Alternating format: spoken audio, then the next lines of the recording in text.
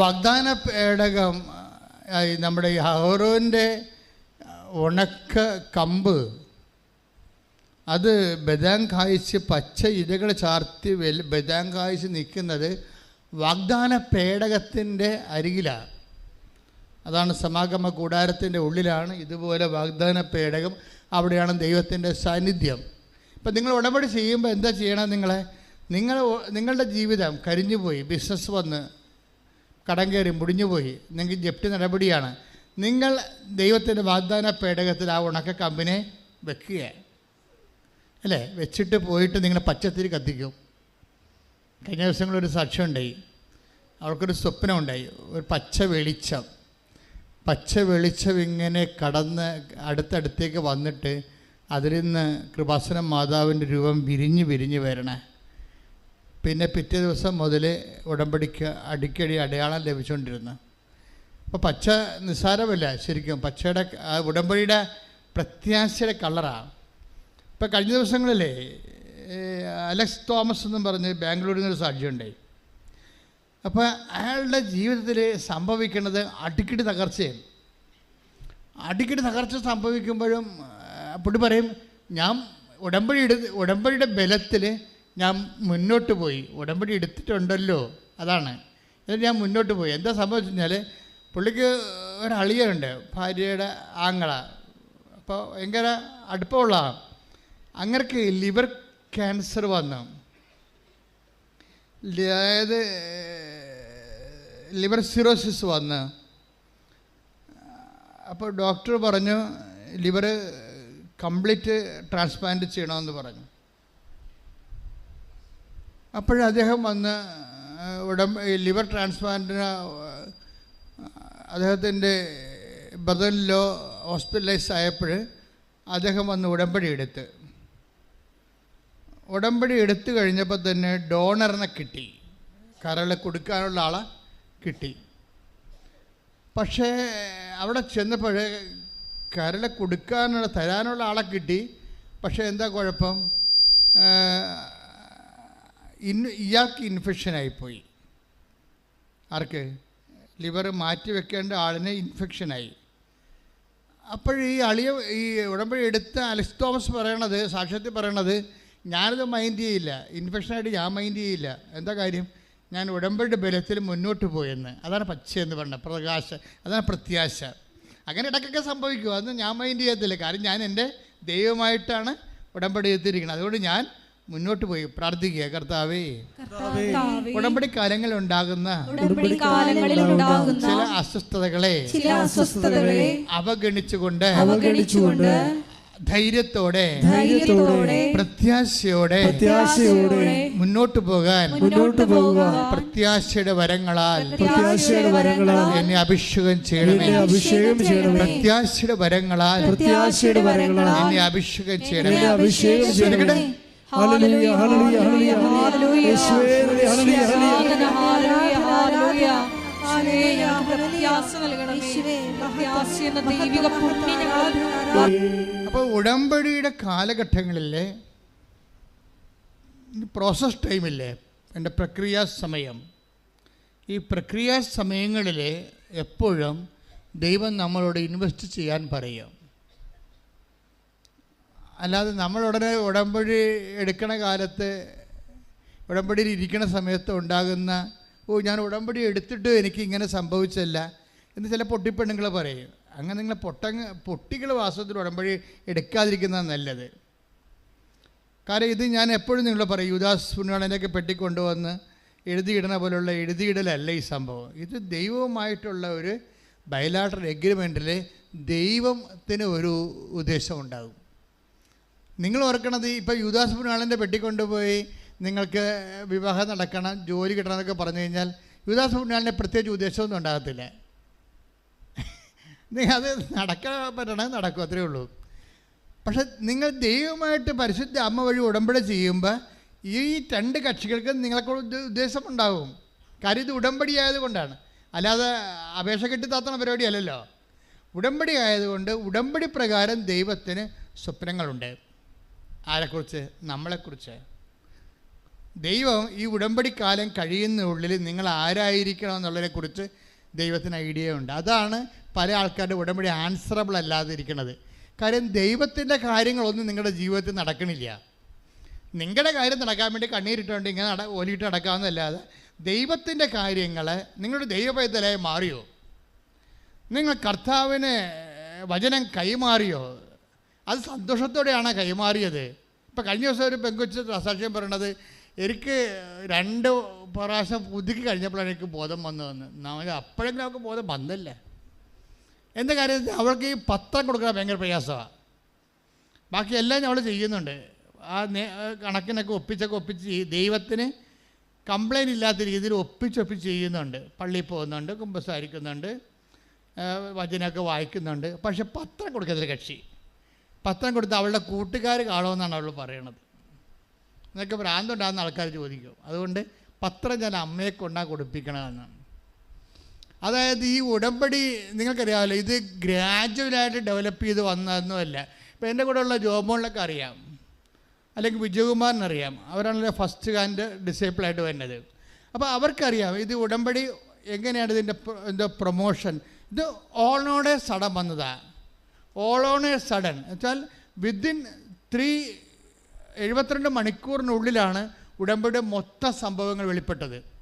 അല്ലാതെ ഇങ്ങനെ കണ്ട് പഠിച്ചു കേട്ടു മനസ്സിലാക്കി എന്നിട്ട് ഓരോ കാര്യം ഇങ്ങനെ ആഡ് ചെയ്ത് അപ്ഡേറ്റ് ചെയ്ത് അങ്ങനെ വന്നതല്ല. പച്ചത്തിരി, നീലത്തിരി, ഉപ്പ്, ഉടമ്പടി തൈലം, ഉടമ്പടി കാശുരുവോ എല്ലാം എനിക്ക് വേണം 72 മണിക്കൂറല്ല. ഒരു എഴുതിക്കൊണ്ടിരിക്കുന്ന സമയത്ത് സൈമിൾട്ടേനിയസ് ആയിട്ട് ഓൺലൈനിൽ ആണിതെല്ലാം കിട്ടിക്കൊണ്ടിരിക്കുന്നത്. എനിക്കിതിൻ്റെ അർത്ഥം പോലും അറിയാമല്ല സത്യം പറഞ്ഞാൽ. പിന്നീട് ബൈബിളിലേക്കൊക്കെ പോയി ഇതിൻ്റെ അർത്ഥം എഴുതണമല്ല നമ്മൾ. ആൾക്കാരോട് പറഞ്ഞിട്ട് അത് ചെയ്താൽ മതി ഇത് ചെയ്താൽ മതി എന്ന് കത്തോലിക്ക സഭയിലൊന്നും പറയാൻ പറ്റത്തില്ല. ചോദിക്കാനും പറയാനൊക്കെ ആൾക്കാരുണ്ട്. അപ്പം അതുകൊണ്ട് സഭാപിതാക്കന്മാരോട് വൃത്തിമേനമായിട്ട് ഇതിൻ്റെ തിയോളജിക്കൽ കൊണോട്ടേഷൻസ് എന്താണ്, ബിബ്ലിക്കൽ ഇംപ്ലിക്കേഷൻസ് എന്താണെന്ന്, അതിൻ്റെ തിയോളജി എന്താണെന്ന് വി മസ്റ്റ് എക്സ്പ്ലെയിൻ. അപ്പം ഞാനത് ഈശോയോട് പറഞ്ഞപ്പോൾ ഈശോ എനിക്ക് കുറേ വചനങ്ങൾ തന്നു. ആ വചനങ്ങളൊക്കെ എക്സ്പ്ലെയിൻ ചെയ്തിട്ടാണ് പുസ്തകം പുറത്തിറക്കിയിരിക്കുന്നത് ഓരോ കാര്യത്തിലും. അപ്പോഴാണ് ഈ ബദാം കായ്ക്കണ കാര്യമൊക്കെ ഞാൻ അറിയണത്. പച്ചത്തിരിയെന്ന് എഴുതി വെച്ചെന്നല്ലാതെ ബദാം കായ്ക്കണ കാര്യമൊന്നും അഹ്റോൻ്റെ ഉണക്കവടിയാണ് പിന്നീട് പച്ച ദൈവം അക്സെപ്റ്റ് ചെയ്ത് കഴിയുമ്പോൾ ദൈവശക്തിയാൽ അത് പച്ച ഇലകളായിട്ട് മാറണമെന്നും അത് പ്രത്യാശയാണെന്നും ഉടമ്പടി വെച്ച കാര്യങ്ങൾക്കെല്ലാം നമുക്ക് പ്രത്യാശ ഉണ്ടായാൽ മതിയെന്നും. അപ്പം നിങ്ങൾക്ക് ഉടമ്പടി വെച്ച കാര്യങ്ങൾക്ക് നിങ്ങൾക്ക് പ്രത്യാശ ഇല്ലെങ്കിൽ ഈ ജപ്തി നടപടിക്കാരൻ വരുമ്പോൾ അത് അവരിപ്പോൾ നമുക്ക് ജപ്തി വരുമെന്നേ പറഞ്ഞിട്ടുള്ളൂ. അപ്പോൾ നമ്മൾ ഉടമ്പടി ചെയ്തു. അപ്പം ജപ്തി ഒരു ആഴ്ച കഴിഞ്ഞപ്പോൾ ഉടമ്പടി ചെയ്തല്ല, ആ ഉറപ്പിലൊക്കെ നമ്മൾ ഇരിക്കരുന്ന്. അപ്പോൾ എൻ്റെ ബാങ്കുകാരൻ മനുഷ്യൻ പറയുന്നത് 19-ാം തീയതിയാണ് ജപ്തി എന്ന്. മാതാവ് ഉടമ്പടിയിടും 19-ാം തീയതി ഡേറ്റ് ജപ്തിയായ അപ്പോൾ തന്നെ നമ്മൾ കണ്ടിച്ച് വീണ് ഉടമ്പടി എടുക്കാത്ത പോലെ ഇരുന്ന് മോങ്ങിയെന്ന് വിചാരിച്ചോ. അപ്പോൾ ഉടമ്പടി ബ്രേക്കാവും. സംഭവം പ്രത്യാശ ഇവർക്കില്ല. അപ്പോൾ ഉടമ്പടി ബ്രേക്കാവും. ഇപ്പോൾ ഇന്ന് ഈ അലക്സ് തോമസിൻ്റെ കഥ കണ്ടില്ലേ? അലക്സ് തോമസ് ഉടമ്പടി ചെയ്തു. അനിയൻ ഈ അദ്ദേഹത്തിൻ്റെ അളിയൻ്റെ ലിവറിന് വീണ്ടും ഇൻഫെക്ഷനായി. അതൊക്കെ മൈൻഡ് ചെയ്യില്ല. ഉടമ്പടി ആ പ്രിസ്ക്രൈബ്ഡ് ആയിട്ടുള്ള ഫോർമാറ്റിൽ അദ്ദേഹം മുന്നോട്ട് പോയി. കുറച്ച് കഴിഞ്ഞപ്പോൾ ഇൻഫെക്ഷൻ മാറി, ലിവർ മാറ്റി വെച്ചു കഴിഞ്ഞപ്പോൾ ഡോണർ അപ്പം തന്നെ എഴുന്നേറ്റ് പോയി. 72 മണിക്കൂർ കഴിഞ്ഞപ്പോൾ തന്നെ ലിവർ കണ്ടിച്ച് കൊടുത്ത ആൾ ആശുപത്രിയിൽ നിന്ന് അയാൾ എഴുന്നേറ്റ് പോയി. പക്ഷേ അളിയനെ ഇപ്പോഴും ബോധം വന്നില്ല. അപ്പം പെങ്ങളും നാട്ടുകാരുമൊക്കെ ബുദ്ധിമുട്ടാവും. കാര്യം എന്താ, അയാൾ മറ്റത് ലിവറും കൊടുത്ത് അയാൾ പോയി. പക്ഷേ ലിവർ സ്വീകരിച്ച ആളിന് ബോധമില്ല. 20 ദിവസമായിട്ടും ബോധം വന്നില്ല. അപ്പോൾ ഡോക്ടർ പറഞ്ഞ് വെന്റിലേറ്റർ മാറ്റേണ്ടി വരുമെന്ന് പറഞ്ഞു. അപ്പോഴും അലക്സ് തോമസ് പറയും, ഉടമ്പടി എടുത്തതാണ്, ദൈവം അതിൻ്റെ കാര്യങ്ങൾ ചെയ്യും. അതാണ് പ്രത്യാശ എന്ന് പറയണത്.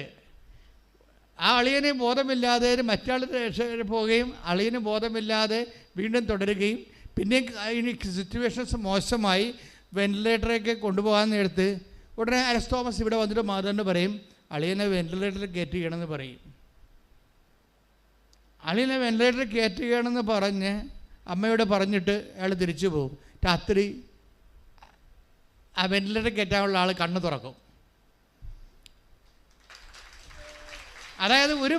അതായത് ആ മനുഷ്യനെ ഉടമ്പടി തന്നെ ഉറച്ചു നിന്നിട്ട് ഉടമ്പടി അല്പം ക്ലേശകരമായിട്ട് പോകണമെന്ന് കണ്ടപ്പോൾ അത് ഉടമ്പടി എടുത്ത ആളിനടുത്ത് തന്നെ അദ്ദേഹം പറയുന്ന സിറ്റുവേഷൻസ് ഇത്തിരി മോശമാണ്, കൂടെ നിൽക്കുന്നവർക്ക് പിടിച്ചു നിൽക്കാൻ പറ്റണില്ല, ഞാനിങ്ങനെ തടിയെ പോലെ നിൽക്കണമെന്നേ ഉള്ളൂ, അത് നിൻ്റെ ഉറപ്പിലാണ് നിൽക്കണത്, വേറെ എല്ലാവരും ഡൗൺ ആയിട്ടുണ്ടെന്ന് പറയും. നമ്മൾ പോകുന്നത് ജീവിത യാഥാർത്ഥ്യങ്ങളും ദൈവാനുഭവമായിട്ടാണ് പോകുന്നത്. അപ്പോൾ ഇതിന് ബുദ്ധി വേണം. ഞാൻ പറയുന്നത് ഇതിന് ഉടമ്പടിക്കൊരു ബുദ്ധി വേണം. അല്ല നമ്മൾ ബുദ്ധി ഇല്ലാത്തവർ പോലെ കരയാനും വിഷമിക്കാതിരുന്നാൽ ഉടമ്പടി ബ്രേക്കാവും. ദൈവം നോക്കണത് ഈ ഉടമ്പടി എടുക്കാൻ ആവശ്യമായ തനത് കൃപ. നമുക്ക് എപ്പോഴും വരണത് തനത് കൃപയെന്നും പറഞ്ഞൊരു വിഷയമുണ്ട്. ഇപ്പോൾ നമുക്കൊരു സാധാരണ ഒരു വിശ്വാസി ജീവിച്ചു പോണേ, അവന് ഇഷ്യൂസൊന്നുമില്ല, അല്ലെങ്കിൽ ഉണ്ട്, രോഗങ്ങളുണ്ട്, ജോലിയില്ല, സ്വാഭാവികമായിട്ട് കേരളത്തിലുണ്ടാകുന്ന കേരള ഡിസീസ് മാത്രമേ അവനേ ഉള്ളൂ. കേരള ഡിസീസ് എന്ന് പറഞ്ഞത് മുതിർന്നവർക്ക് ചിലർക്ക് പെൻഷൻ കിട്ടണില്ല, ചിലർക്ക് കിട്ടുന്നുണ്ട്, ചിലർക്ക് ജോലിയില്ല, ചിലർക്ക് റേഷൻ കട്ടായിരിക്കുന്നു. അങ്ങനെയൊക്കെ ഉള്ള സാധാരണ ജീവിതവുമായിട്ട് ബന്ധപ്പെട്ട കോമൺ പ്രശ്നങ്ങളേ ഉള്ളൂ. ചിലർ ഏജൻറ്റുമാർ പറ്റിച്ചിരിക്കുന്നു, ചിലർ വിസ ട്രബിളിൽ വന്നിരിക്കുന്നു. അപ്പോൾ ചിലരുടെ റിസൾട്ട് വെറുതെ വിത്ത് ഹോൾഡായിട്ട് ലാഗ് ചെയ്യുന്നു. അതുകൊണ്ട് അവർക്ക് വേറെ സർട്ടിഫിക്കറ്റ് റിലീസ് ചെയ്ത് കിട്ടിയിട്ട് വേറെ രാജ്യത്തേക്ക് പോകാൻ പറ്റണില്ല. ഇങ്ങനെയുള്ള കേരള തടസ്സങ്ങൾ നമ്മുടെ രാജ്യത്തുള്ള തടസ്സങ്ങളുണ്ട്. ഇതല്ലാതെ എക്സ്ട്രാ തടസ്സങ്ങളുള്ളവരുണ്ട്. സാധാരണ മനുഷ്യർക്ക് ഇല്ലാത്ത, ഒരു 60% പേർക്കും ഇല്ലാത്ത, ഒരു 40% പേർക്ക് മാത്രമുള്ള തടസ്സങ്ങളുണ്ട്.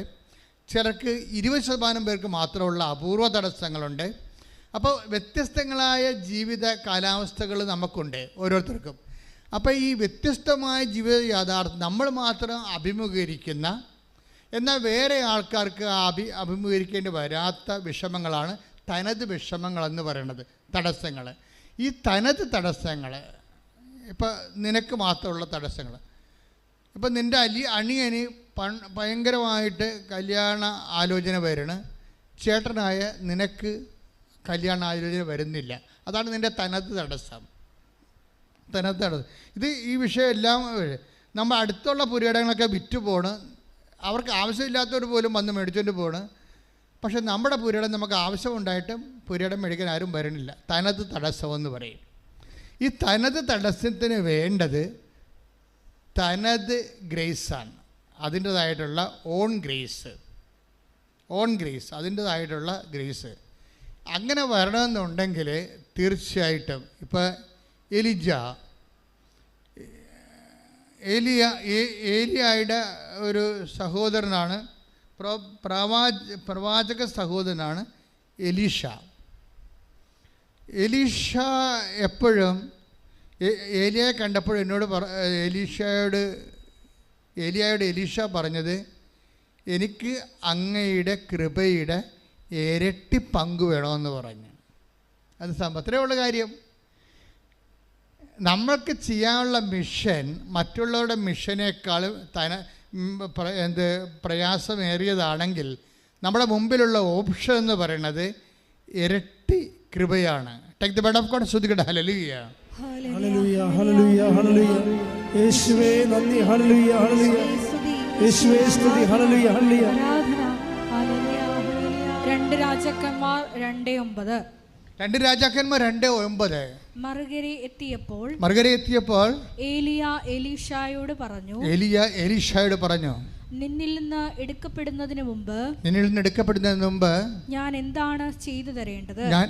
അപ്പോൾ ഏലിയ ചോദിക്കുകയാണ് പ്രവാചകനോട്. അവൻ എടുക്കപ്പെടുകയാണ്. അപ്പം അതിന് എന്താണ് ഇവന് ചെയ്ത് കൊടുക്കേണ്ടതെന്ന് ചോദിക്കുകയാണ്. എലീഷ പറഞ്ഞു, അങ്ങയുടെ ആത്മാവിന്റെ ഇരട്ടി പങ്ക്, അങ്ങയുടെ കൃപയുടെ ഇരട്ടി പങ്ക് എനിക്ക് ലഭിക്കട്ടെ.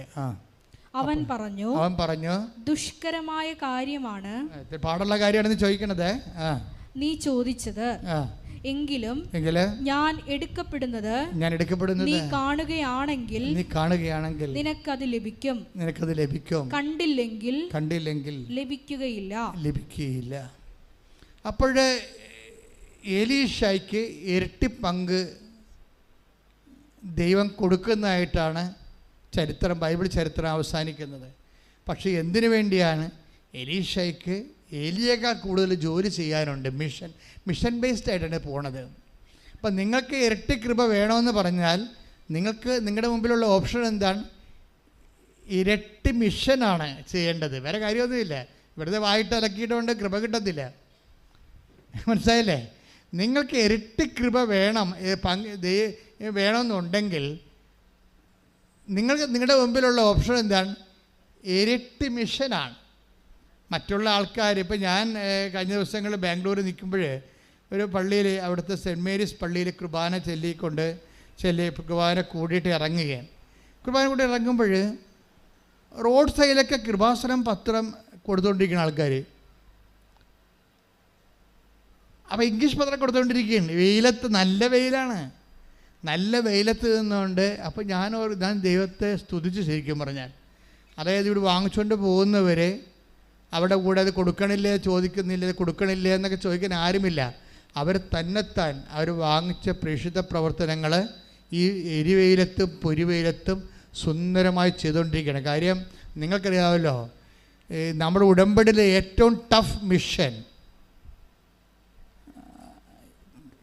ഈ പത്രത്തിൻ്റെ മിഷനാണ്. അതിൻ്റെ ഉദ്ദേശം എന്താണ്? ആ മാസം ഈശോ ചെയ്ത അത്ഭുതങ്ങൾ, അതാണ് ആ മാസം ചെയ്തത്. 100 മറ്റേ കാണും നമ്മൾ കൊടുക്കണത്. അതിലിരട്ടി ഉണ്ടാവും. ഒരു ദിവസം 10 അല്ലേ ഇടണത്, 10 ഉടമ്പടി സാക്ഷ്യങ്ങളല്ലേ ഇപ്പം അപ്പ് ചെയ്യണത്. അപ്പോൾ അതിലൊരു 100 എടുത്തിട്ട് 10 ദിവസത്തെ എടുത്തിട്ടാണ് 10 കൊടുക്കണത്. അപ്പോൾ ഈ സാക്ഷ്യം വായിക്കുമ്പോൾ ആ സാക്ഷ്യം സ്ഥിരമായിട്ട് വായിച്ച് അഭിഷേകം പ്രാപിക്കുന്നവരുണ്ട്, സാക്ഷ്യം സ്ഥിരമായിട്ട് കേൾക്കുമ്പോൾ അഭിഷേകം പ്രാപിക്കുന്നവരുണ്ട്. കാര്യം സാക്ഷ്യം കേൾക്കുമ്പോൾ പ്രശ്നം ദൈവം ചെയ്ത കാര്യമായതുകൊണ്ട് ദൈവത്തിൻ്റെ ശക്തി അതിൽ വിശ്വസിക്കുന്ന അനുസരിച്ച് നമ്മൾ ശക്തിപ്പെട്ടുകൊണ്ടിരിക്കും. പക്ഷേ രാത്രി 3 മണിക്കൊക്കെ എഴുന്നേറ്റ് ആൾക്കാർ സാക്ഷ്യം കേൾക്കുന്നുണ്ട്. അവർ സാക്ഷ്യം പറയുമ്പോഴാണ് നമുക്ക് മനസ്സിലാക്കണം. 3 മണിക്കൊക്കെ എഴുന്നേറ്റിട്ട് സാക്ഷ്യം കേട്ടുകൊണ്ടിരിക്കും. അപ്പോൾ സാക്ഷ്യം കേട്ടുകൊണ്ടിരിക്കുമ്പോൾ ഇനി ഉറക്കം വന്നില്ലല്ലോ. ഒരു സഹോദരി ഇന്നലെ പറഞ്ഞത്, എനിക്ക് ഉറക്കം വന്നില്ല. എന്താ കാര്യമെന്ന് വെച്ച് കഴിഞ്ഞാൽ, എൻ്റെ കുഞ്ഞിന് ഇപ്പം മിൻറ്റു എന്ന് പറഞ്ഞുകൊണ്ട് മോളുടെ സാക്ഷ്യം ഈ ആഴ്ചയിലുണ്ടായതാണ്. വലിയ സാക്ഷ്യമാണത്. കാര്യം വെച്ച് കഴിഞ്ഞാൽ, മിൻറ്റു ഞാൻ അയർലൻഡിൽ ധ്യാനം നടത്തുമ്പോൾ ആ അയർലൻഡിലെ ധ്യാനത്തിൻ്റെ ആരാധനയിൽ പങ്കെടുത്തപ്പോൾ പെട്ടെന്ന് അത്രയും നാൾ അനങ്ങാതിരുന്ന് ഗർഭത്തെ ശിശു ആരാധന സമയത്ത് കുതിച്ച് ചാടി. അപ്പോൾ കർത്താവ് മിൻറ്റുവിനൊരു അടയാളം കൊടുത്തതാണ്. എന്താണ്? നിൻ്റെ കുഞ്ഞ് എൻ്റെ കൈവപ്പുള്ളതാണ്. ഇനി കുഞ്ഞുമായിട്ട് ബന്ധപ്പെട്ട് എന്ത് ഇഷ്യൂ വന്നാലും നീ മൈൻഡ് ചെയ്യരുത്. അതാണ് സംഭവം. ഇപ്പോൾ നമ്മൾക്കൊരു അടയാളം കിട്ടുമ്പോൾ ഓർക്കേണ്ടതെന്ന് വെച്ച് കഴിഞ്ഞാൽ, നമുക്കൊരു എന്തെങ്കിലും തരത്തിൽ നമ്മളെ പ്രതിരോധത്തിലാക്കുന്ന എന്തോ സാധനം സംഭവിക്കാൻ പോകുന്നു, നമ്മൾ കലങ്ങരുതെന്ന അതിൻ്റെ അർത്ഥം. ഒരർത്ഥം അതാണ്. അപ്പോൾ മിൻറ്റു ഭയങ്കര സന്തോഷമായി. എന്താണ്? ആരാധനയിലല്ലേ ആദ്യമായിട്ട് ഗർഭദശിച്ച് തുള്ളിച്ചാടണത്. ഇപ്പം കർത്താവിൻ്റെ കയ്യൊപ്പുള്ള കുഞ്ഞാണ് എന്നവൾ ധരിച്ച് പ്രാർത്ഥിച്ചിരിക്കുന്ന സമയത്ത് പെട്ടെന്ന് കുഞ്ഞിന് അവൻ്റെ നടുവലിൻ്റെ മൂട്ടിൽ ഒരു മുഴ വരാൻ തുടങ്ങി, ട്യൂമർ വരാൻ തുടങ്ങി. അത് ട്യൂമറാണെന്ന് കണ്ട് ബ്ലീഡിങ്ങൊക്കെ വന്ന് നോക്കിയപ്പോൾ ട്യൂമറാകുമ്പോൾ ഡോക്ടർ പറഞ്ഞു, ഈ ട്യൂമർ വളർന്നുകൊണ്ടിരിക്കുമ്പോൾ വരുന്ന പ്രശ്നം, ട്യൂമർ എന്ന് പറഞ്ഞ ഒരു ബലൂൺ പോലെ ഇങ്ങനെ കുറേ വെള്ളമായിട്ടൊക്കെ ഇരിക്കും. അതിങ്ങനെ വളർന്നിരിക്കുകയാണ്. അപ്പോൾ സ്വാഭാവികമായിട്ട് കുഞ്ഞിൻ്റെ രക്തം മുഴുവനും ട്യൂമർ വിഴുങ്ങും. കുഞ്ഞ് രക്തമില്ലാതെ കുഞ്ഞിന് ലിവർ അടിച്ചു പോകും, ബ്രെയിൻ ചുരുങ്ങിപ്പോകും. അങ്ങനെ കിഡ്നി, 3 പ്രശ്നമാണ് ട്യൂമർ ഉണ്ടാകുമ്പോൾ. അപ്പോൾ ഇതെല്ലാം കേട്ടിട്ട് ഇവൾ കിടുങ്ങിപ്പോകും. അങ്ങോട്ട് കാര്യമൊക്കെ മനസ്സിലാവും, കുഞ്ഞ് മരിച്ചു പോകുമെന്ന് മനസ്സിലാവും, ട്യൂമർ വളരെ. പക്ഷേ ഇവൾ ഉടമ്പടിയിൽ അങ്ങ് ഉറച്ചു നിൽക്കും.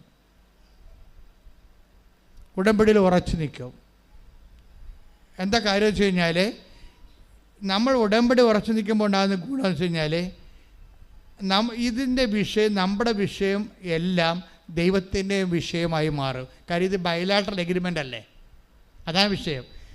നമുക്ക് ജോലിയില്ല, ദൈവത്തിന് ജോലിയില്ല. നമുക്ക് പനിയാണോ, ദൈവത്തിന് പനിയാണ്. ഇതെല്ലാം ഇങ്ങനെയാണ് പോണത്. നമുക്ക് കടത്തിലാണോ, ദൈവം കടത്തിലാണ്. എന്നുവെച്ചാൽ ദൈവത്തിന് തനതായിട്ട് തോന്നും. ഇപ്പോൾ ഉടമ്പടിയുടെ അകത്ത് നിൽക്കുമ്പോൾ ഉണ്ടാകുന്ന പ്രശ്നം, നിനക്കുണ്ടാകുന്ന മുഴുവൻ പ്രശ്നങ്ങളെ ദൈവം ഏറ്റെടുത്ത് സ്വന്തം പോലെയാക്കും. സ്തുതിക്കട്ടെ, hallelujah. Hallelujah hallelujah hallelujah Marian ഉടമ്പടി വഴിയായി ഞങ്ങളുടെ വിഷയങ്ങൾ ഏറ്റെടുത്ത് ഞങ്ങളെ സ്വന്തമാക്കുന്നതിന് നന്ദി പറയുന്നു. ഞങ്ങളെ സാക്ഷികളാക്കി ഉയർത്തുന്നതിന് നന്ദി പറയുന്നു. Hallelujah hallelujah.